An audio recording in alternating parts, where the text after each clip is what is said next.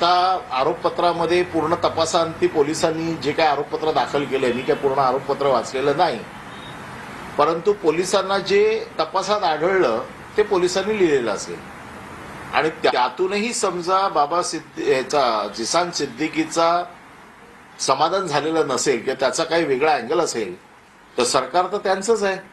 त्यांनी सरकारकडे पुन्हा तक्रार करावी, पोलिसांनी पुन्हा चौकशी करावी आणि ह्याच्यातलं सत्य काय अजून लपलेलं असेल जे त्याला माहीत असेल, कुठल्या कुठल्या गँगस्टरचे त्याच्या वडिलांना फोन येत होते, अशा बातम्या सतत येत होत्या, टीव्हीवरच दाखवत होत्या की छोटा शकीलने त्याच्या वडिलांना धमकी दिली, अशी बातमी मी एकदा बघितली होती.